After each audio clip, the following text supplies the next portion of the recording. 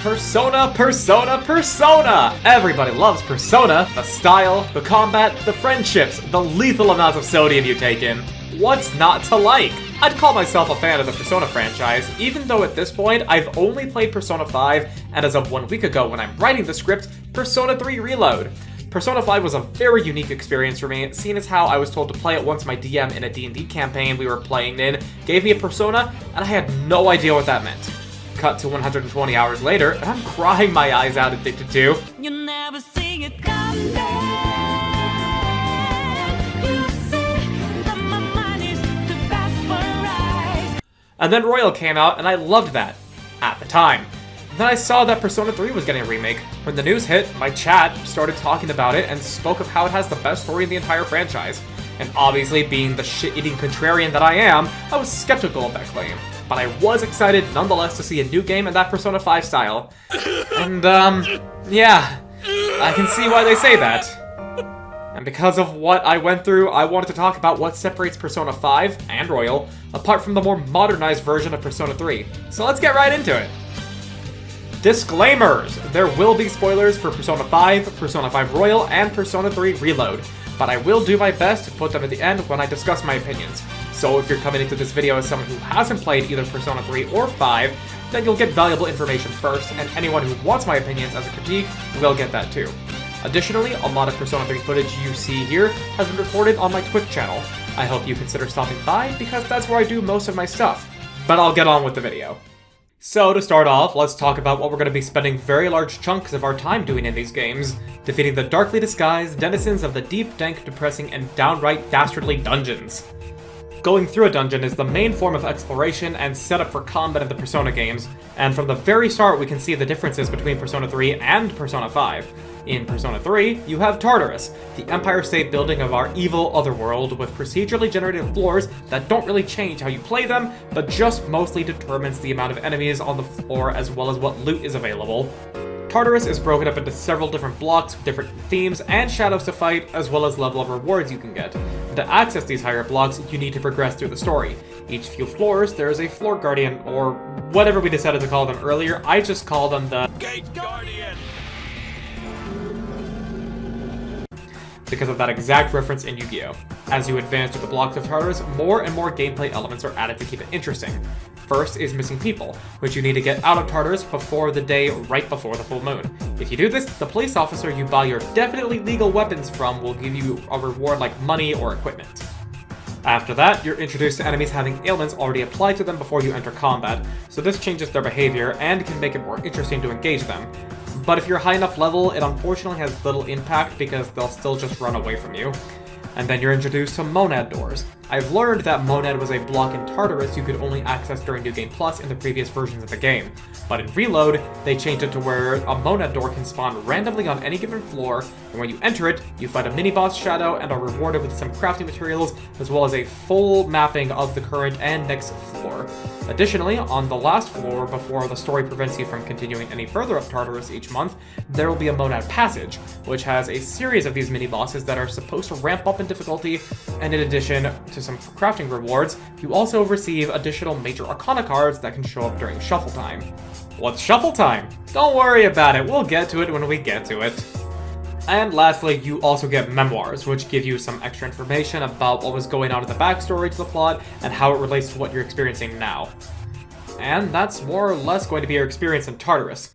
And now to take a look at Persona 5, where they added stuff to it so it wasn't all more or less the same monotonous grind to get to the interesting bits.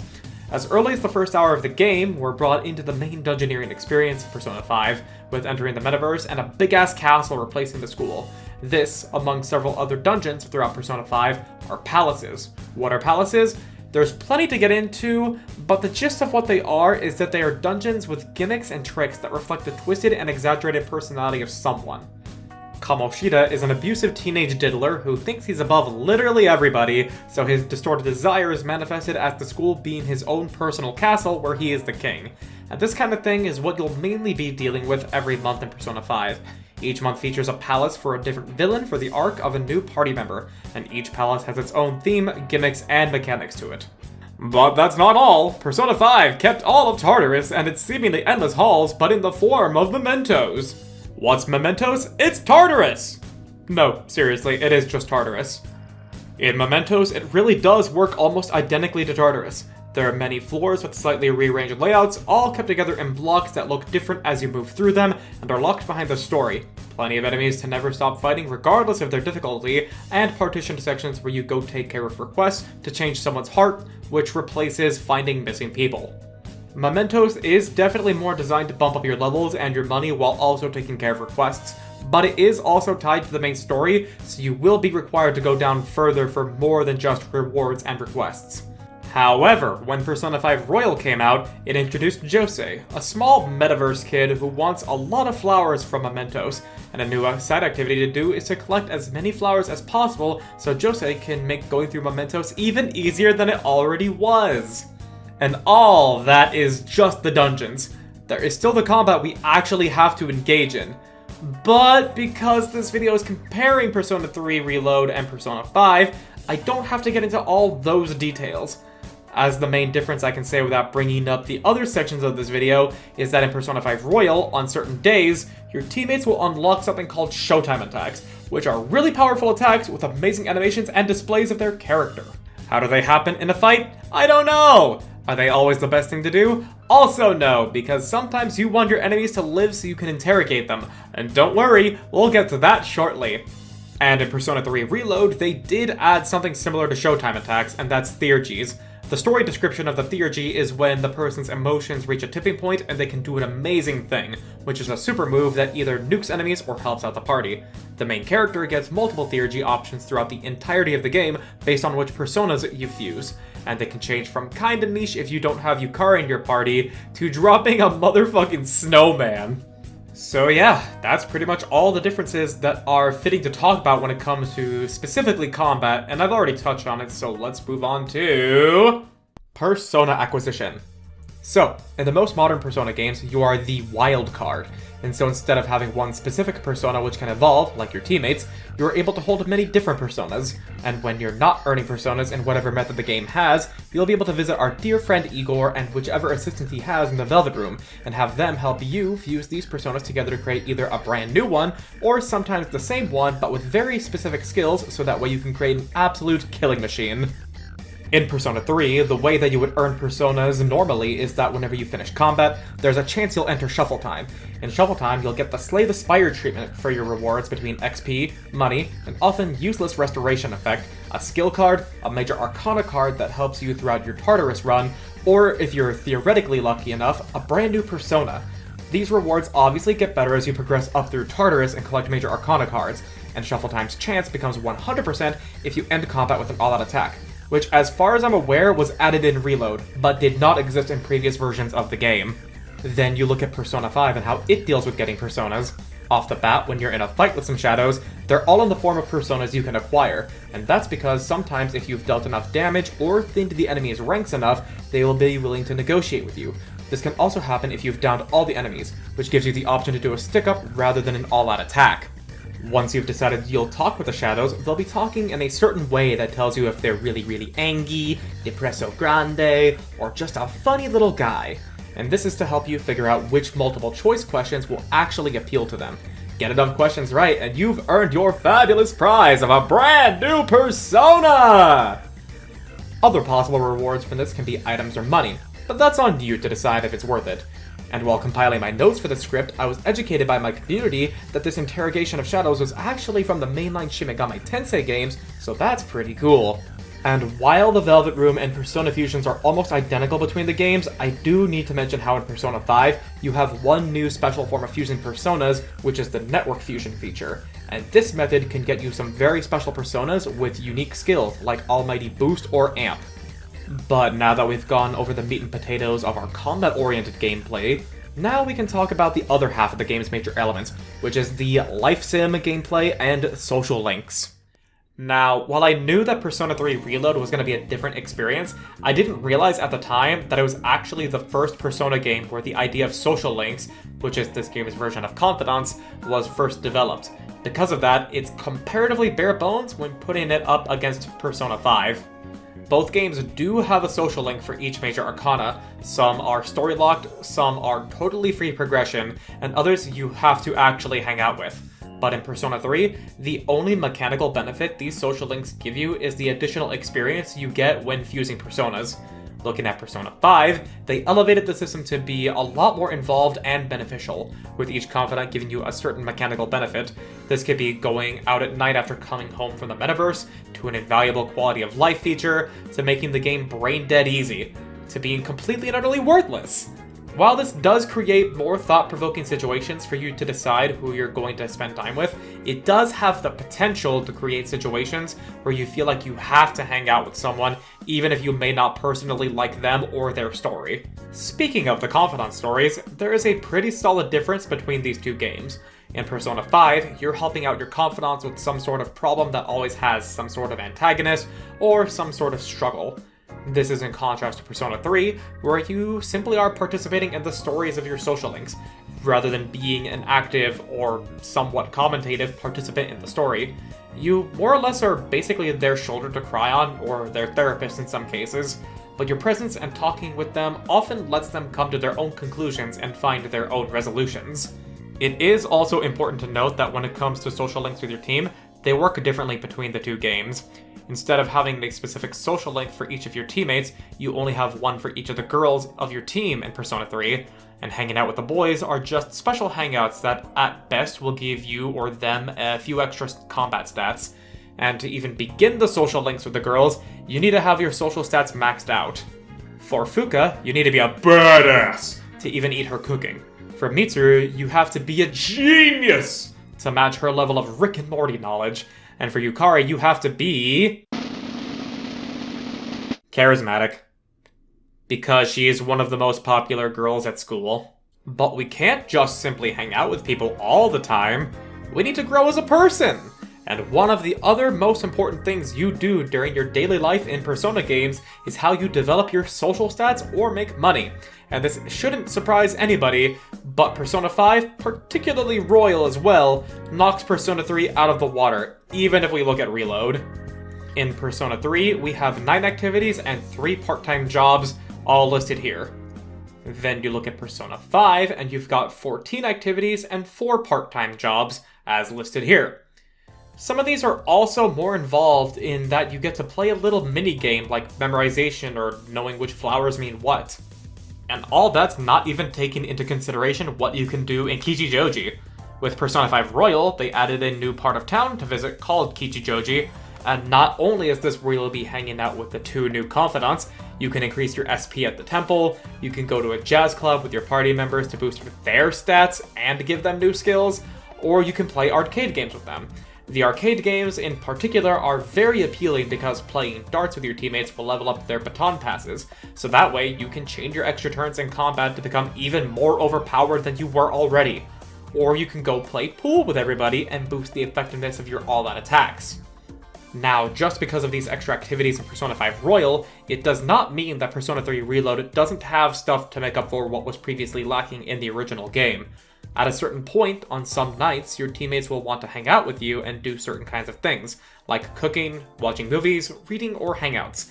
While they may not contribute anything towards your Tartarus exploration or social link progress, it does still toss you a bone with some social stats, but it also gives you progress to advance the personality of your teammates. When you hang out with them in this way 3 times for one activity, of the 2 they could want to do, they get a special passive which can massively help them in combat. Spoilers for one of your teammates' special passives. There will be a timestamp on screen and you can go to that point to skip the spoiler. If you spend time with Yukari cooking and watching scary movies, she'll first get a 50% discount on all of her healing abilities, and then it will turn into a whopping 75% discount on every single healing ability she does. I cannot stress enough to you just how potent that is, and how everybody has some level of being completely nutty if you hang out with them. It is absurd. And not only do you get the benefits with your gameplay, but you also get to genuinely hang out with your friends, and not have to worry about some antagonistic force working against you. I'll have more to say about the character stuff soon, but now I want to talk about the story. Ooh boy. Where do I start with this? There's a lot to talk about with the differences in the story, and I want to keep this as spoiler-free as possible until the end. So, starting off on the large side of things, there is going to be two immediately apparent differences between Persona 5 and Persona 3, and that is both the plot structure and the themes of the games. In Persona 5, the plot is broken up into a series of arcs, more or less, with you acquiring one new party member every month and encountering a new villain with their own dungeon that you have to take care of. This is supplemented with a consistent series of plot threads throughout the game. The advantages here is that it creates a nice flow of having someone to hate and want to see taken down, while also slowly expanding the cast and letting the players get a lot of different experiences both in terms of the story, but also with the different palaces that they explore. The major downside, however, is that the further into the game you go, if the characters weren't introduced early on and expanded on throughout the game, then the character feels much more like a non-entity. With Persona 3, however, the game is one very long story from start to finish, with a lot of individual elements of backstory to both the characters as well as the plot as a whole, and it develops as a very slow burn. But with this long continuous story, the game introduces almost all of the main cast very, very early on, and introduces new characters shortly after that, even if they don't join the team. This lets for all of them to have a lot of time to develop, both in response to the plot, and also in any given hangouts you have with them. Now this is where, in the first draft of my script, I would go into detail about the villains of both games, as well as how that leads into the endings, but looking back over it, I really can't use any of it with the new goal of being as spoiler-free as possible at the start. So as far as giving the crucial information for the story goes, that's about as much as I can give for anybody who hasn't played either Persona 3 or 5. And now that I'm doing this, I can really see why Atlus was so strict on spoilers back when Persona 5 came out. So I guess I should move on to the characters. Characters are the other largest component I look for in story games, and especially Persona, seeing as though the whole point of those games is your relationship with those characters. And while I do love the cast of both games, there are some important things to talk about between the two of them. First of all is how we are introduced to our cast and how many of them there are. In Persona 3, we have nearly the whole cast established within the first month of the game, and anybody else who's important is introduced not long after, even if they don't join the team. In Persona 5, we establish our initial team, and Persona 5 in fact does not give us our main cast early on, and we only learn about the fact that any of them exist within the same arc that they join the team. The way they get us invested in these characters is that they establish what their problem is in the arc very quickly and very strongly, which endears us to them and establishes their motivations early on, because Persona 5 is a game that is driven a lot more by motivations than just circumstances challenging how characters behave or think. With how Persona 3 handles its character introductions, it has a very, very long time to create scenes with the characters on their own, with the MC, or with other characters, which develops them and lets us see more sides of them to like or want to see grow. And not only that, but because there is so much more time, the game gives you way more opportunities to hang out with your teammates. And not just one of them either. You can actually hang out with multiple people at the same time in some situations, like study sessions. Combine this with scenes during the plot, as well as some optional videos you get to watch in the control room, and it really sells the idea that these characters are all genuine friends that like each other and want to hang out together. Comparing this to Persona 5, there are definitely much less opportunities for characters to develop in those little moments. Royal did add some more opportunities, however, with Kichijoji in the form of its arcade and jazz cafe. The former is what I would call a start, but it is just mostly a one-on-one with you and the given teammate. And the latter is just a one-on-one, but at least it offers a bit more characterization beyond just tackling the plot or their confidant story. The showtime attacks I mentioned earlier also help fill these gaps a little bit as well, because on those certain days, the teammates will meet up and agree that they should make a combo attack together, but you sadly don't get to see the process. And that's pretty much all that I feel like I can say when looking at the differences between Persona 3 and Persona 5, without giving spoilers. So if you found this video unsure of which game to play, there's the bare essentials to know if it's worth it for you. When it comes to the systems in play and how the story and characters are written, they both sorta equal out for me. Persona 5 has the better gameplay and systems, but Persona 3 has significantly better writing. And with that established, let me get into the spoiler territory. When it comes to the dungeoning and combat in Persona games, I like it when I have to think. If you spend the time or money making a perfect catch-all persona like Izanagi no Okami in the DLC packs, or if you play on a difficulty setting that eliminates the effective challenge of the enemies you fight, such as by raising the difficulty to extreme in Persona 5, or turning it all the way down, I lose interest very quickly. Persona 3 has a much harder beginning phase of the game, especially with how, for many floors and bosses, you basically have to sideline Junpei. Eventually, the difficulty equals out and you can bring him back in, but the biggest gripe I have about the combat-based gameplay of Persona 3 is that there's no XP share like in Persona 5. If I were playing the normal P3, I would still be annoyed, but I'd understand because it's an older game where some formulas were still being set in. But I played Reload, which took the lessons from Persona 5's gameplay, but not XP share. And the clock rooms that spawned only took Junpei up 12 levels.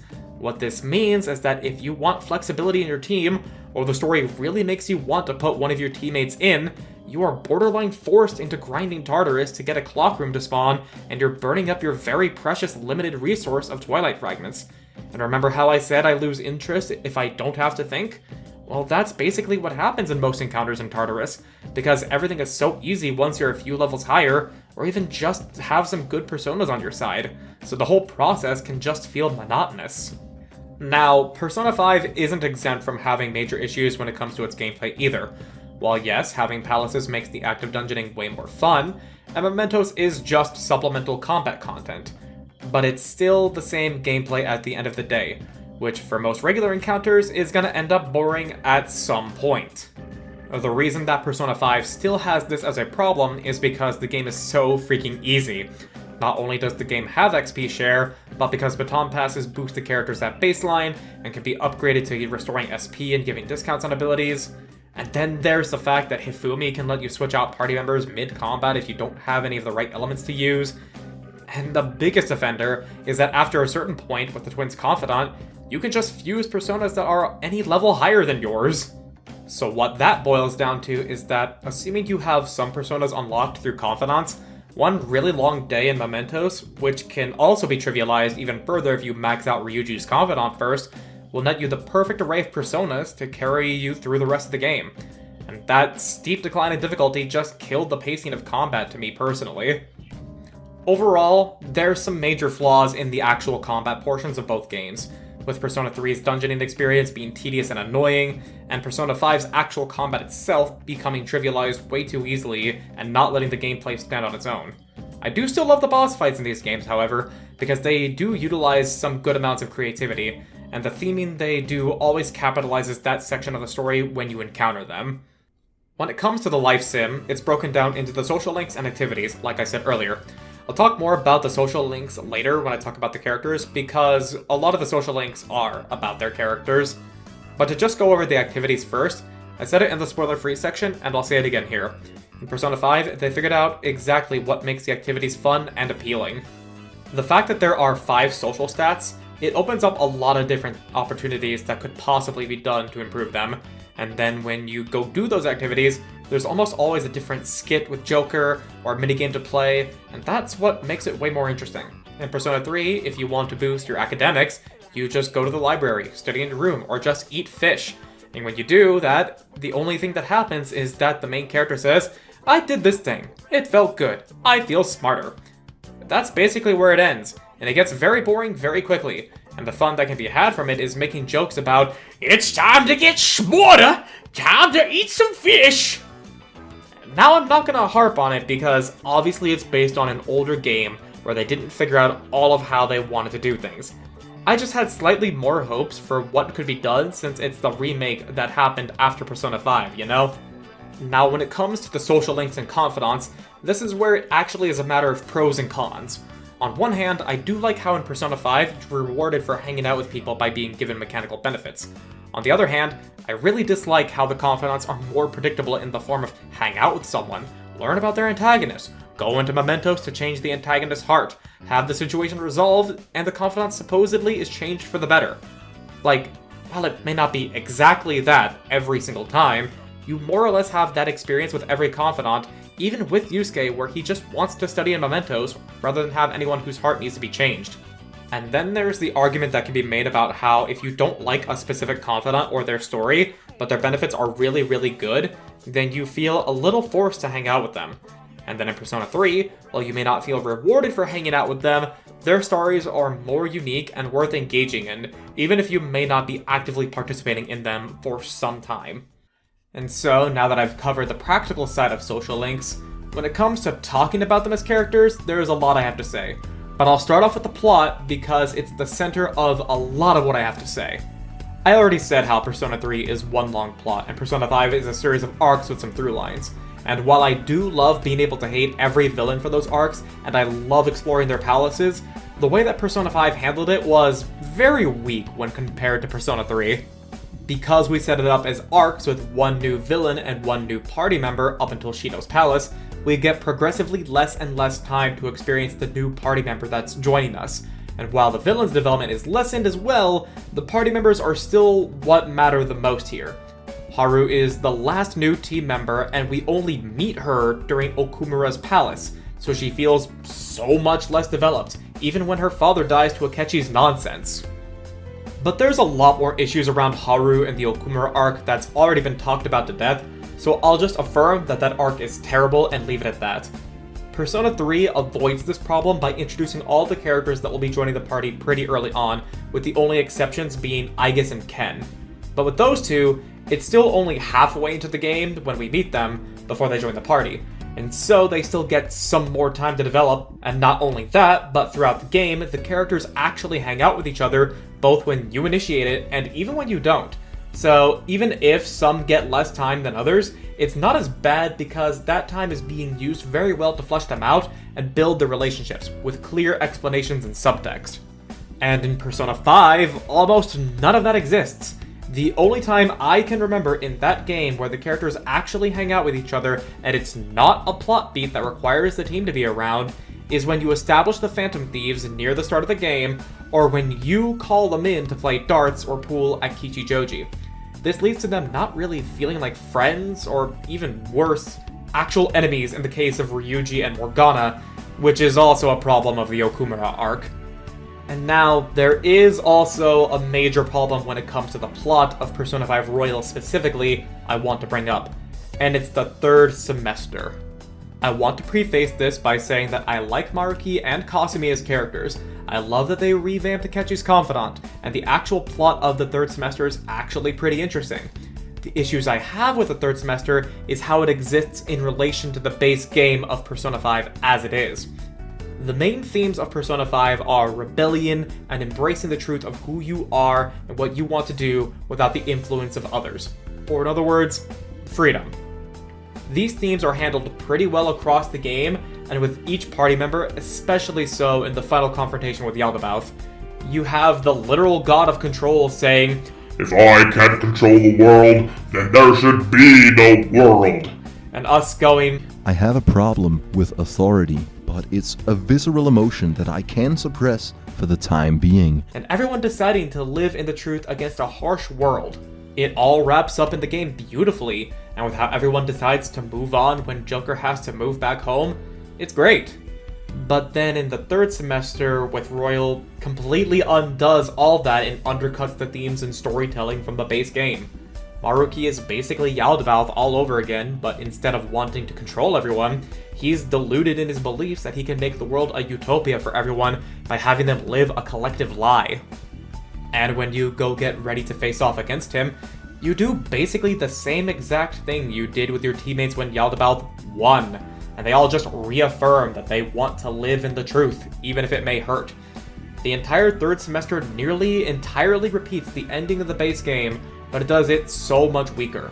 Honestly, if it came first, then I don't think it would be that much of an issue, because then we'd get a good build-up in how good intentions can still distort one's desires, and then see the root cause of everything that is Yaldabaoth, and we can still have our catharsis at the end with Centennial and the send-off to Joker. And using the plot to transition to my next point, which is more about the characters. What I personally love about Persona 3, which unfortunately is lacking in Persona 5, is that when the plot happens, the characters are not only affected by it, but they appropriately react to it and change in response to it. The most obvious and direct examples being the character deaths in Persona 3. Shinji's and Chidori's deaths have such a massive impact on the characters. When Shinji died, it forced a change in Akihiko and in Ken to where they stopped tackling their problems the way they already were. Ken was going to kill Shinji and then himself when he was done, but now he knows it's better to live for his sake, his mother's sake, and for Shinji's sake. When it comes to Chidori, her entire relationship with Junpei has him grow up so much. At first, he was just a goofball with no direction in his life and a hero complex that he couldn't stand not being fulfilled. When Chidori died, he still was a goofball, but understood how to handle situations where he wasn't the leader, and to also know when to stand up for what he actually wants instead of just whining and moping about it. Then there's how Yukari resented Mitsuru because of the Kirijo group, but after each development in the plot, be it a revelation or a tragic event, like with Mitsuru's dad dying, or Yukari being given the unedited video her dad left her, they slowly become more and more close friends, and I love that.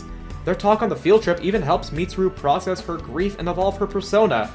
That is an excellent way to write a character reacting to the plot and developing from it. And it's not just the main cast of characters that's excellent or has amazing moments, but it's also the villains. Because we're not engaging in arcs, we may not vehemently hate Takaya and Jin as much as we would Kamoshida or Madarame, but we get much richer experiences with them, seeing them interact with the main character, and even each other when it came to the point where Chidori was separated from Strega. While there's still a lot we can ask about Persona 3's villains, they are much more solidly written and defined, which I think is a good thing. But I also like Xenos and Final Fantasy XIV, so I'm not gonna unnecessarily say that having simple and hateable characters is a bad thing. And while that may sound abrupt, it is really the last of what I have to say when comparing Persona 3 and Persona 5 without taking a whole hour. Overall, I'm very happy that I played Persona 3 Reload. It is an amazing remake, it is an amazing game, and I absolutely adore it. If I had to choose which I prefer between the two games, I would go with Reload because its writing is that much stronger. But it's not by a wide margin. Persona 5 is still one of my favorite games of all time because it has touched me emotionally and mentally for years and years and years, all thanks to its theming and its presentation. While it does have its flaws, I can't help but love the game. And now I also love Reload, in spite of its flaws, and I cannot wait for episode Aigis to come out. And I would expand my thoughts any further, but if you are here for a review to see if you should play either Persona 3 or Persona 5, then I believe what I've already said throughout the video will convince you one way or the other. And if you already have played both, well then you're just listening to me talk about my thoughts. In which case, thank you. After I finished Persona 3, I just really wanted to talk about the games, and I'm glad I got to. And I'm glad you guys sat through and watched it, or skimmed through to the end to get to this part. I know I missed some stuff, I know I got some stuff wrong, I don't know what, so I know you'll tell me in the comments, and I will be appreciative of you correcting me. But I've rambled enough. Thank you for watching, I hope that you like, share, subscribe, all that stuff YouTubers ask for, and I hope you have a great day.